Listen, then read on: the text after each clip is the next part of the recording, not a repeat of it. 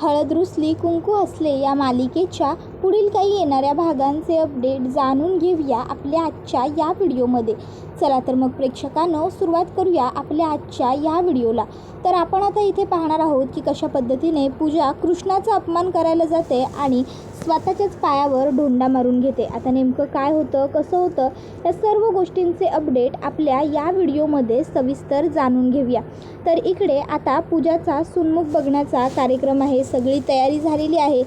कृष्णासुद्धा सुंदर तयार झालेली आहे आणि त्यानंतर आता पूजाचा सुन्मुख बघण्याचा कार्यक्रम करण्यासाठी घरामध्ये खूप पाहुणे-रावणेसुद्धा आलेले आहेत. आता लोक पूजाला बघतात आणि म्हणतात की चला, रांगडे पाटलांची सून थोरली आहे ही, वा वा, छान, उत्तम. इतक्यात तिकडे कृष्णा येते. कृष्णाला बघून लोक म्हणतात की बाबो, रांगडे पाटलांच्या थोरल्या सुनेपेक्षा पण धाकली सूनच उठून दिसायला. खरंच कृष्णा किती सुंदर आणि गोड दिसायला, नाही? आता लोकांमध्ये ही कुजबूज सुरू झालेली असते. त्यावेळी पूजाला हे सगळं ऐकून खूप जास्त राग येत असतो, चिडचिड होते.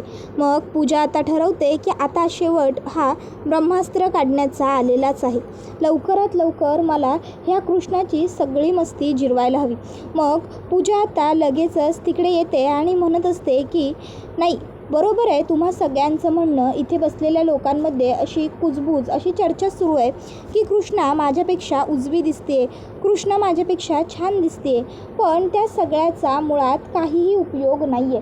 कृष्णा माझ्यापेक्षा कितीही चांगली आणि कितीही उजवी दिसत असली तरीही कुणीही हे विसरून जाऊ नका की रांगडे पाटलांच्या खऱ्या वारसदाराची बायको मी आहे, पूजा समर रांगडे पाटील. आणि ही कृष्णा, हीच कितीही झालं, काहीही असलं तरी सावत्र आहे.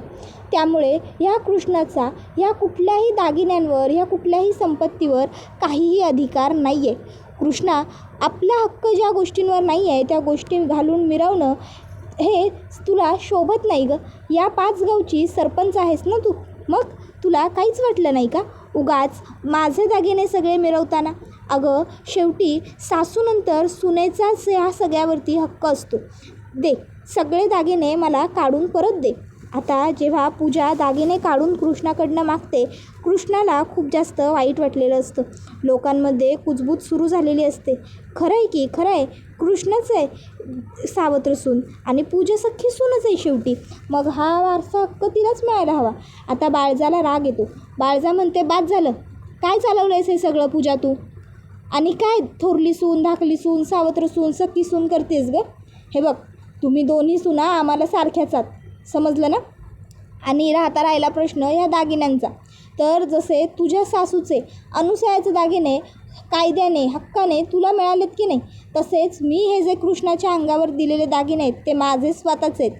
हे माझं स्त्रीधन आहे आणि त्यामुळं हे काढून घेण्याचा तुला काही एक अधिकार नाही आहे. त्यामुळे उगाचच्या उगाच माझ्या सुनेकडे दागिने मागण्याची तुला गरजच नाही. त्यावर मग पूजा म्हणते, सावत्र सासूबाई, कशाला मध्ये सुरू बोलताय? काय गरज आहे तुम्हाला? आणि राहिला प्रश्न हे दागिने तुमचे असण्याचा किंवा आणखीन इतर कोणाचे असण्याचा, शेवटी आहेत तर हे दागिने रांगडे पाटलांच्याच घरातले ना. मग जर हे दागिने रांगडे पाटलांच्या घरातले आहेत तर अर्थात हे दागिने फक्त आणि फक्त माझे आहेत आणि माझ्या दागिन्यांवरती असा कुणीही डल्ला मारलेला मला चालणार नाही. कृष्णा, हे बघ, उगाच मला तुझा अपमान करायचा नाही आहे. तू सावत्र सून आहेस या घरची, हे सत्य अटळ आहे आणि हे बदलणार नाहीच आहे. त्यामुळे तुझा या सगळ्यावरती काहीही अधिकार नाही आहे. लवकर सगळे दागिने काढ आणि माझ्या हातात दे. सगळा हक्क माझा आहे आणि मला तो मिळायलाच हवा. काय वाटतं गावकऱ्यांना तुम्हाला? त्यावर गावकऱ्यांना पूजाचं म्हणणं पटतं, कारण पूजा जे बोलत असते ते कायद्याने बरोबर असतं. कृष्णा ही सावत्र सून आहे आणि पूजा हीच सख्खी सून आहे. मग आता पूजा म्हणते, कृष्णा, देतेस ना दागिने? त्याबरोबर मग मात्र कृष्णाचा नाईलाज होतो. एवढ्या गावकऱ्यांसमोर कृष्णा स्वतःच्या अंगावरचे सगळे दागिने काढते आणि पूजाच्या स्वाधीन करते. हे घे, आता तरी गप्प बस. एवढं बोलून कृष्णा तिकडनं निघते आणि खोलीत येते. खोलीत येऊन कृष्णा रडत बसते. कृष्णाला आता तो सगळा प्रसंग आठवत असतो. पूजाने कसे तिच्या गळ्यातले दागिने काढून मागितले, कसा तिचा अपमान केला, कसं काय काय केलं, ते सगळं कृष्णाला आठवत असतं आणि त्या सर्व प्रसंगामुळे कृष्णाला खूप वाईट वाटत असतं. तोपर्यंत दुष्यंत तिकडे येतो. दुष्यंत कृष्णाला म्हणतो, ए अगं कृष्णा, काय करतेस तू? हे रडतेस कशाला? अगं त्या पूजाची इतकी लायकी नाही आहे की तिच्यामुळे तुझ्या डोळ्यात पाणी यायला हवं. तरी मी तुला आधीच समजावून सांगत होतो की त्या पूजासाठी काहीही करण्याची गरज नाही आहे. नको उगाच तिच्यासाठी एवढं करायला जाऊ, नको करू. पण तुला माझं ऐकायला आलंच नाही. उगाचच्या उगाच त्या पूजासाठी तू आपणहून सगळं पुढे करून करायला गेलीस आणि बघतेस ना, शेवटी त्या पूजाने तू एवढ्या मेहनतीने तिच्यासाठी जे काही केलंस त्याचे काय पांग फेडले ते. कृष्णा, हे बघ, तू मनाने खूप चांगली आहेस, साधीभोळी आहेस, त्यामुळे लोक ना तुझा फायदा घेतात.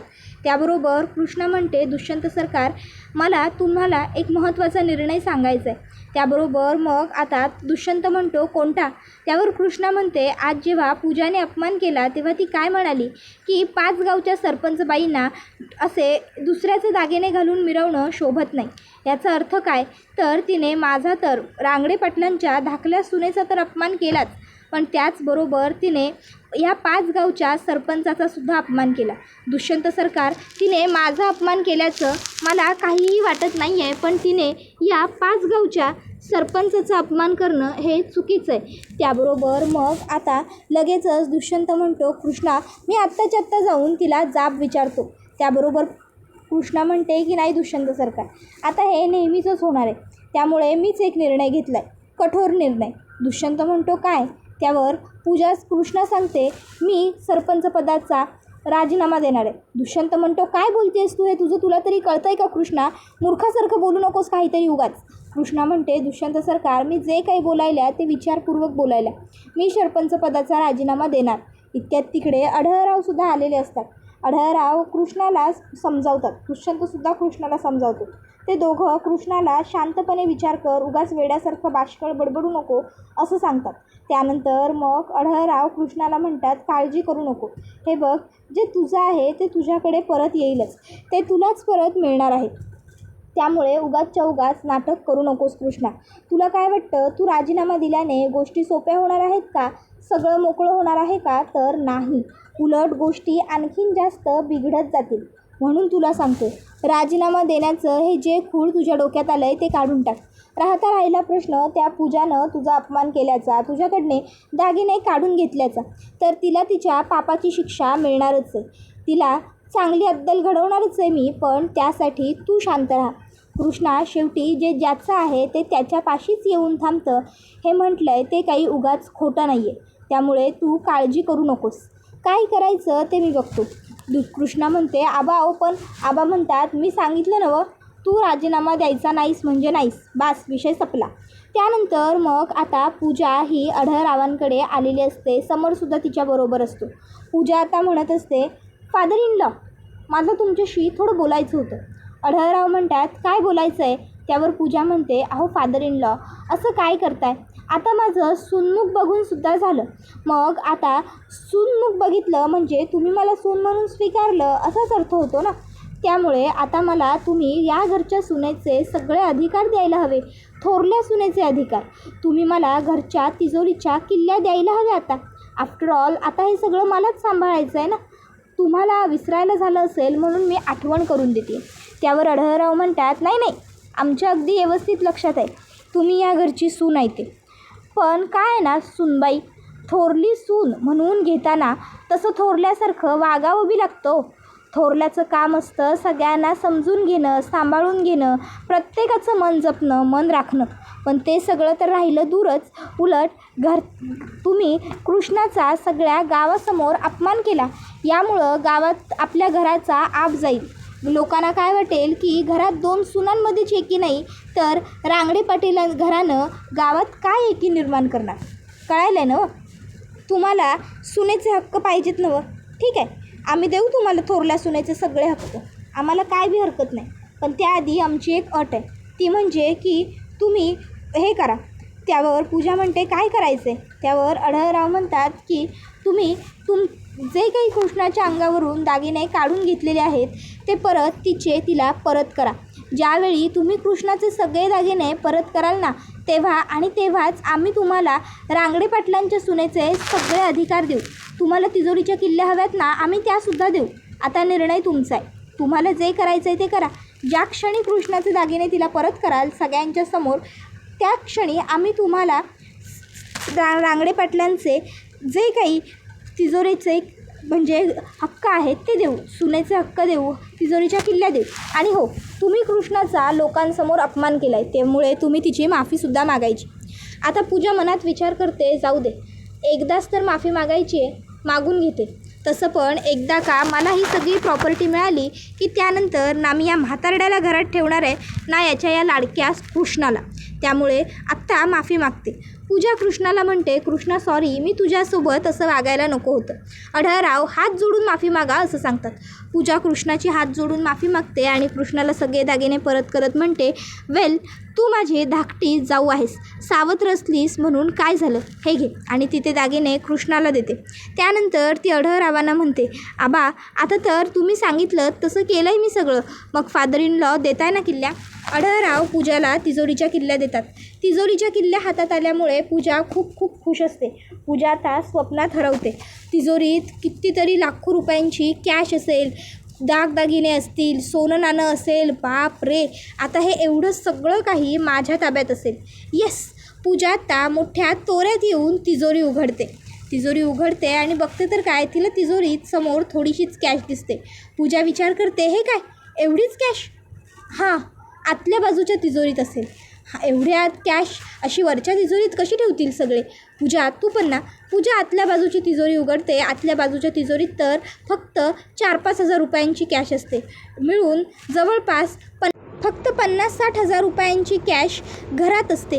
आता ते बघून पूजाला राग येतो. पूजा विचार करते, हे सगळं यांनी मुद्दामून जाणून बुजून केलं, मला किल्ल्या द्यायच्या होत्या म्हणून. तर इकडे जो दुष्यंत असतो तो आणि आढळरावांनी आधीच पूजाला किल्ल्या द्याव्या लागणार हे माहीत असल्यामुळे तिजोरीतनं प्रॉपर्टीचे पेपर्स, दागदागिने, सगळी हार्ड कॅश सगळं काही काढून घेतलेलं असतं आणि ते त्यांनी आणून कृष्णाच्या कपाटामध्ये अगदी व्यवस्थित ठेवलेलं असतं, जेणेकरून पूजाला त्या सर्व गोष्टी हडप करता येऊच नाही. आढळराव म्हणत असतात, दुष्यंता बरं झालं तू ही आयडिया दिलीस. दुष्यंत म्हणतो, आबा आता बघा, हळूहळू त्या पूजाचे सगळे खरे रंग वरती येतील आणि समोरला तिचा खरा चेहरासुद्धा दिसून जाईल. त्याबरोबर मग आता आढळराव म्हणतात, तुझ्या तोंडात खडी साखर पडो आणि तू बोलतोयस तसंच घडो. त्याबरोबर हा व्हिडिओ इथेच संपतो. व्हिडिओ आवडला असेल तर व्हिडिओला लाईक करा, चॅनलवर नवीन असाल तर चॅनलला सबस्क्राईब करा आणि बेल आयकॉन आठवणीने प्रेस करा, जेणेकरून तुम्हाला पुढच्या प्रत्येक व्हिडिओचं नोटिफिकेशन मिळत जाईल आणि सर्व व्हिडिओंचा आनंद अगदी उत्तम पद्धतीने घेता येईल. चला तर मग प्रेक्षकांनो, आजच्या पुरतं इथेच थांबूया. पुढचा व्हिडिओ येईपर्यंत या व्हिडिओचा छान पद्धतीने आनंद घेत राहा. तुम्हाला हळद रुसली कुंकू असले ही मालिका कशी वाटते हे आम्हाला कमेंटमध्ये सांगाच. पण आता कृष्णा पूजाला कशी अद्दल घडवणार, तुम्हाला काय वाटतं हे सुद्धा सांगायला विसरू नका. टाटा बाय बाय, धन्यवाद, take care all of you.